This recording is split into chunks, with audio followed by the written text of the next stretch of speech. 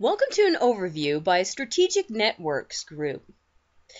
This is a resource material for online selling. We are going to be taking a look at a few different websites that are promoting and selling products using their websites.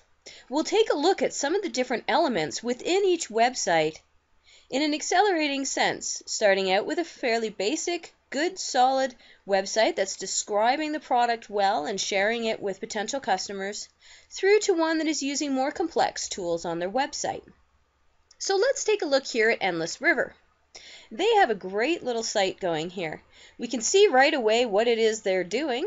They've got some nice media, which is very important for different types of products, particularly when it's an experiential product like tourism, or retail products that you want to be able to give people a sense of what does it look like, how will it feel.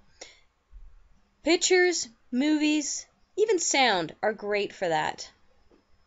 Now the other thing to consider when you're using a website to do sales is depending on your product, the people are not going to necessarily buy the first time they get to your website. They may have a longer sales cycle. Tourism is a good example of that. So, in this website, we can see there's a number of places like this blog area up here. There's a news sign up here. I can also connect with them using social media. I can get a newsletter from them.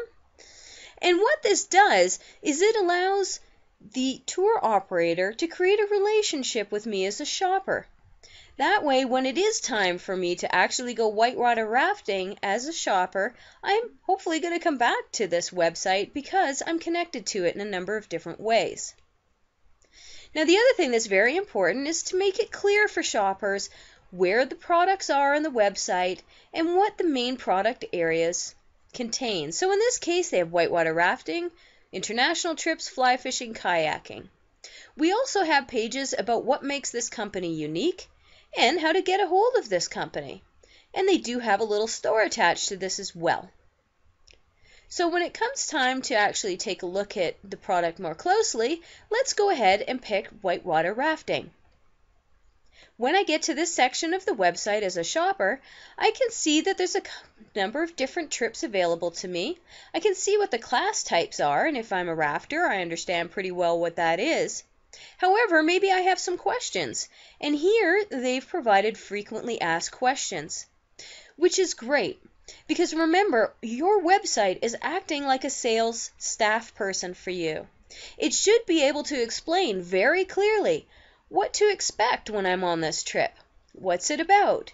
And there's frequently asked questions that most shoppers are going to ask about rafting trips, particularly if they haven't been on one before, and specifically about this company.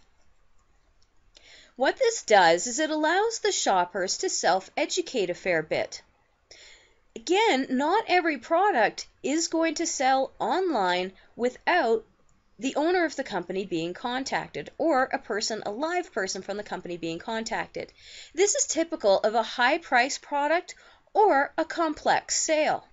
Tourism sometimes can be both, in so much that the price point may be a bit higher, and there may be some questions around what the experience is going to be like, and particularly something in adventure tourism, they may want to find out a little bit more about you as the owner of the company to make sure that they feel safe bringing their family over. However, once they've had that conversation, a couple different things can happen. Now, the owner of the company may close the trip. They may take a deposit by phone, and then they could ask the customers to come back and book online. But first, let's take a look at the booking process on this website. So here, I click the icon to book your trip now. It takes me to the contact information form where I can contact this company a number of different ways. I can call them, I can email them, and I can choose this online request form.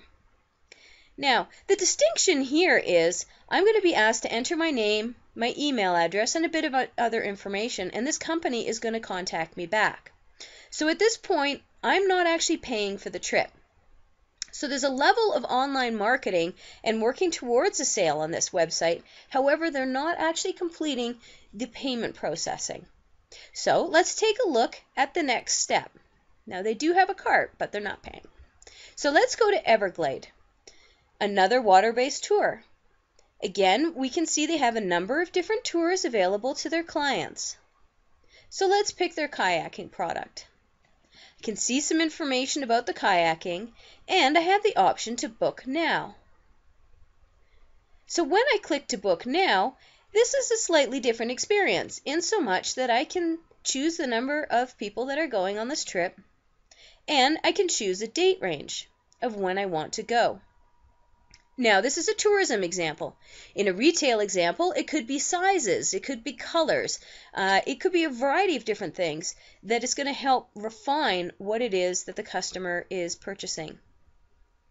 What this does is it also allows that extra step for the shopper online to be able to see, okay, does this place, this business, have what I want? So this could be an inventory checker. Do they have the product in stock? Or in this case, do they have seats available when I want to go? This is very important because often shoppers will be shopping after hours. And they have a limited amount of time. We all do. So they want to make a short list of people that they're going to call to ask the last few questions before they buy. And they don't want to waste their time calling a bunch of companies to see if they even have something available for them. So it is very valuable to have a way for customers to be able to check that the availability is there, and then they can go through the process to book. So I click the Book Now button, and here I can start entering information in regard to myself as the shopper and go through the booking process.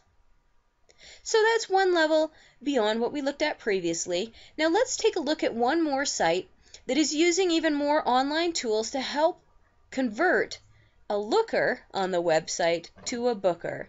So here we have another water-based company, Water by Nature, and here's one of their trips. It's called the Mighty Zambezi. Now we look at the different elements on their website. They have quite a bit of information about the company itself and a lot of information about this trip. So I can see a high-level summary of the trip. They're also using icons throughout their website that help their users understand at a glance what is available in this trip and what is available on each day, what they're going to be experiencing. There's some rich media here in a slideshow. They also have some movies and a live gallery as well of photos. This is a nice feature here in so much that they're allowing visitors to the website to share this page. Now that's not necessarily booking it, but it's certainly helping with marketing. They're using their social media as well to bring in commentary from some of their clients. As a shopper, I have the option to view the brochure online, and I can even order a hard copy if I want. Now, over here on the side, we talked about customer relations when it comes to online shopping. At this company, they have the additional functionality to show their times and to have a live assistant when available.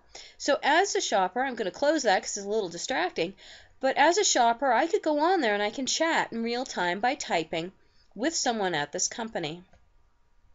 When I'm ready to book, there's a number of different places where I can click to book this trip. Similar to the last one that we saw, I can go in, select the number of guests, choose the date that I'm interested in, or I could use the calendar to do a date range, and the system's going to take a look and see what's available for me. So there is availability, which I'm going to click here and book now. This tour operator is a great example of being able to collect a fair amount of information. So I'm just going to write in a little bit of nonsense here and hopefully be able to get on to the next stage of the booking. And what this allows, we can see here that there's a lot of information that the tour operator is asking of the customer. Now, again, above and beyond the other systems, this system allows people to log in, save their user information, and they can come back and fill out some of this later on. So what this does is, again, it allows a different level of customer service to allow the customers to come and complete their information at any time. And they can log back in and do that later, because in this case they're asking for flight information that the customer may not even have yet. And in tourism, it's not unusual for one person to book for a group, and they may not know the dietary allergies and medical conditions of everyone and need to come back to fill that information out, or have those people log in and do it themselves. Now again, this is a tourism example, so it is a bit more of a complex checkout process. However, there are other products that are sold online that do require a fair bit of information input from the customer. When we click to do next, we'll see that it goes again one level beyond, in so much that here, as the end user, I have an opportunity to add on and upsell.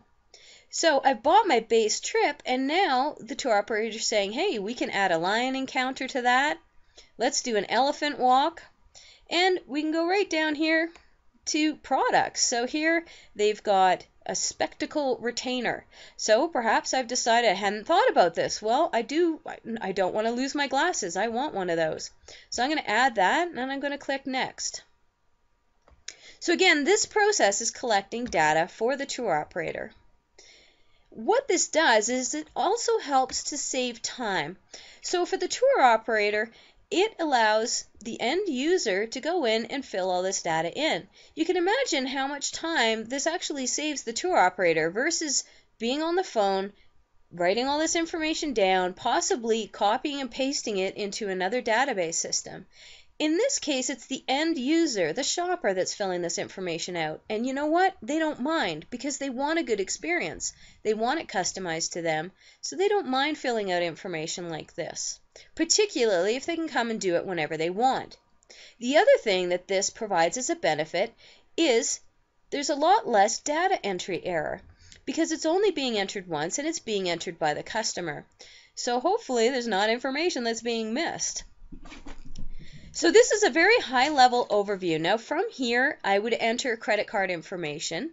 The credit card would be approved or rejected. If it's approved, an inventory and a notification with a receipt goes out to the client, goes to the tour operator, and the sale process carries on. So here is a high-level example of several different websites with varying levels of online sales tools and elements being used. Not every company needs this level of complexity when it comes to their booking system.